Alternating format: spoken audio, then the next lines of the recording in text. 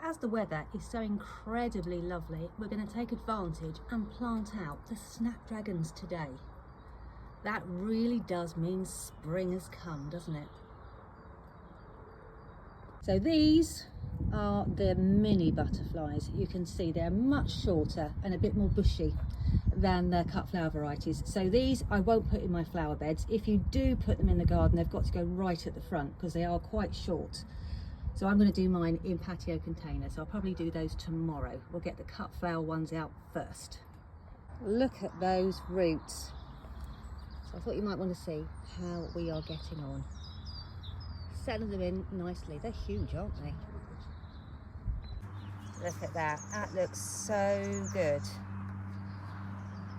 Such a glorious evening. I thought I'd show you what we've been doing today. The beds are getting full fast. Look at these Sorrent, for example. All finished planting out the Snapdragons. They're in their final flowering positions.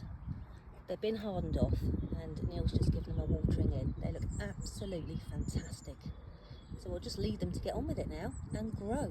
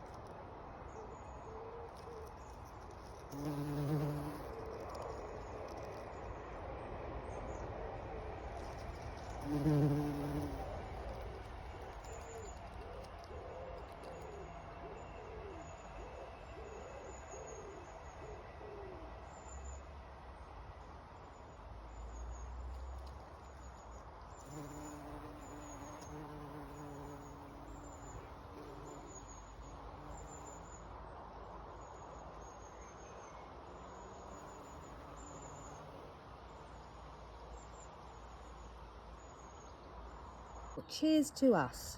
Happy Saturday. It's been a wonderful day to be outside. Look at the size of these tulips. They are absolutely enormous now. Look at that. Put my hand in. Sorry, my hand's filthy from all the planting. But look at that. Look how big that is. Absolutely perfect in every way. And you can see all those tulips behind there. They're part of the first flush of a bulb lasagna. So I've got different ones coming up straight afterwards. Just come down to the greenhouse. Look at these cosmos. They're coming up really quick. So I've got a bit more space. I've got trays to put away because we did a bit more planting yesterday. I will show you now what we got up to. Look at those roots. So be really careful when you take them out of the tray. Keep as much compost as possible around the plants. So these are the Nigella and they are going out in the garden today. Here we have the autumn jump starter Clary Sage. Now these plants are already as big as late spring sown Clary Sage will ever get. And they've only just gone in the ground. They're going to be absolutely enormous. They look in rude health in this glorious sunshine, don't they? Just look underneath the roses. I've got a carpet of forget-me-nots. Doesn't it look just so tranquil? Beautiful.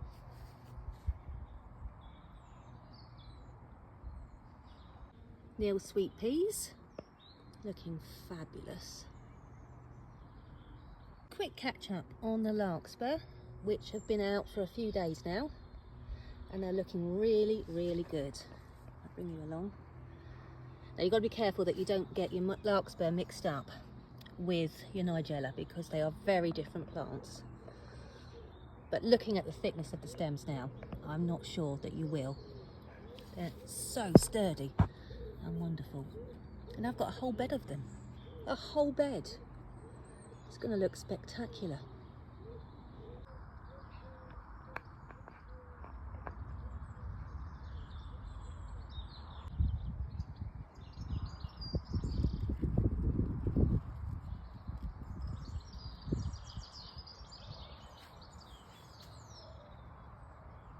These are the mini larkspur, the larkspur petite. Aren't they absolutely fantastic? So before they run out of room, we must now plant them into our patio pots or garden beds and borders.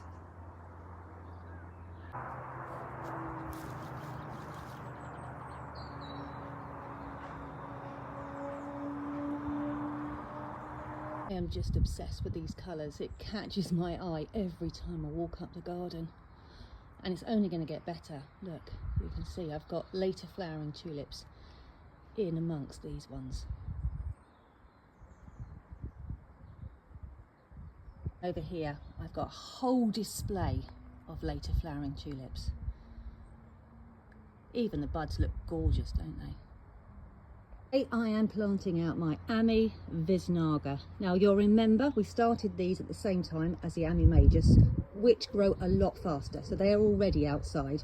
I just find these plants just a tiny bit more tender than the Ammi Majus, so we hold our horses, let them carry on growing, filling their cells completely, and now it's going to be super easy to pop them out and then put them into their final flowering positions with a bit of support, and then just leave them to get on with it. And they will give us flowers later, after the Ammi Majus is starting to go over. We'll have the fresh flowers of the Ammi Visnaga.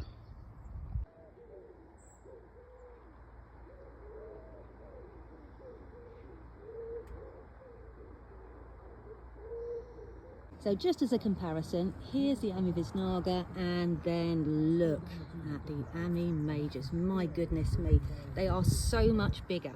So these are going to flower for us earlier. So if you're wondering what the point of growing both varieties is, that's it. These ones grow faster and flower earlier, but the Ammi Visnaga will catch up, be just as big, and then give you those flowers just a little bit later. So you have a succession of blooms in your garden for longer. Those lovely Ammi flowers are so useful, so that's why I grow both varieties. Oh wow, look at this. These are just so beautiful, and they haven't even started flowering yet. They're so delicate. Oh, I think we've got one flower coming there. But these are going to bloom after your Ammi Majus. So once your Ammi Majus start to go over, you have these ones to take their place.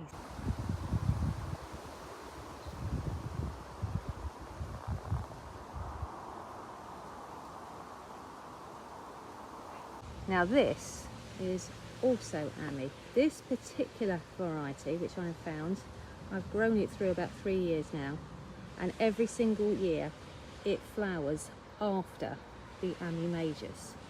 So it flowers later, so there is a crossover, but the reason I love it so much is because it's in full rolling bloom just when we need it, just when the Ammi Majus is past its best.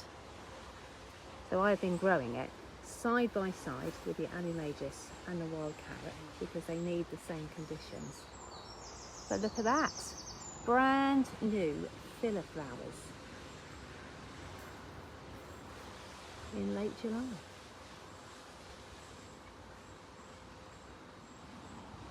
Now before planting, I like to make sure the root ball is nice and moist. So I've given them a water from underneath in a tray of seaweed solution, because that means that will give it a kick start with all this extra space and get them flying into growth. And if I show you how I'm getting on down here, you can see that gap between the Ammi Majus and the sweet rocket is closing, and you would never know, they haven't been here the whole time. Look at that. Right, now to do this side. Normally we take the frames off and then plant, it's much easier, but because the Ammi's already established, I just have to lean in. It's a little bit more awkward, but it's still absolutely fine. I'd rather not disturb these plants because they're doing so well, so well.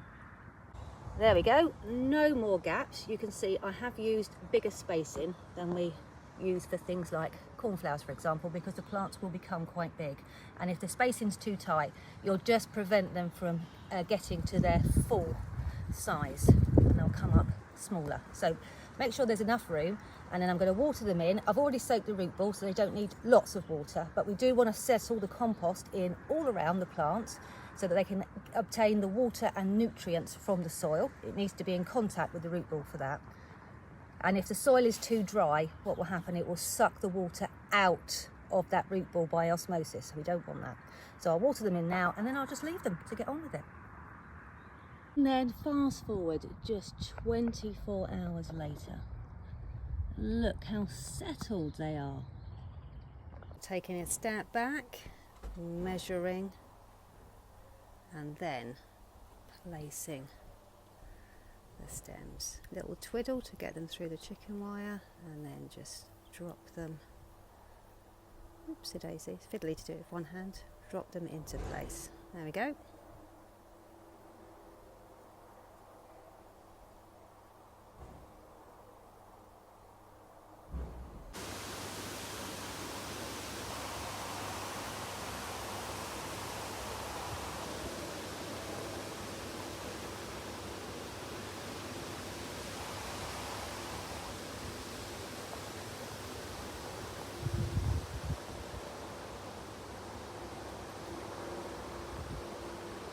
When harvesting your Ammi, this is about perfect now. You don't want to harvest it too young. You want quite a lot of the flowers open, but no signs of pollen drop. Got a few pollen beetles. As I said last night, the best thing to do is to pick them, put them in a dark room with the door open, and pollen beetles will soon clear off back into the garden where they belong. Neil's not happy. We have got, if I pan the camera out, we've got these massive trees, sycamore trees, just above the vegetable garden, and he can't find anybody that will pluck all the seedlings out of the wood chip for us, so he's having to do it himself. When I asked Jo, she was very rude. I'm not surprised. It's a job that no one wants, but Neil's OCD won't let him leave it.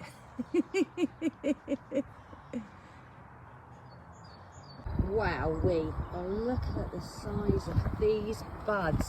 So I've just given the compost a little top up just to keep the stems nice and supported, and make sure that they don't get too hot now. If you find you come into the greenhouse and the stems are bending, it's because it's way too hot in there. So put them somewhere sheltered, and as long as we don't get a frost, you can leave them outside now. You can see it's a little bit breezy here, so I'm going to move them up to the terrace where the house will protect them from the worst of the weather. But yeah, they're looking really good. Look, I've got more buds coming. Fantastic. Just in case you want to recreate this look, this container is 30 centimetres across, and it is, the depth doesn't matter too much, they're quite shallow rooting, but just in case you're interested, here is the depth. Most important bit, here is the height of the flowers, almost 70 centimetres in a patio pot. My goodness me, that is a lot of weeds that Neil's got. I'm just looking at the flowers.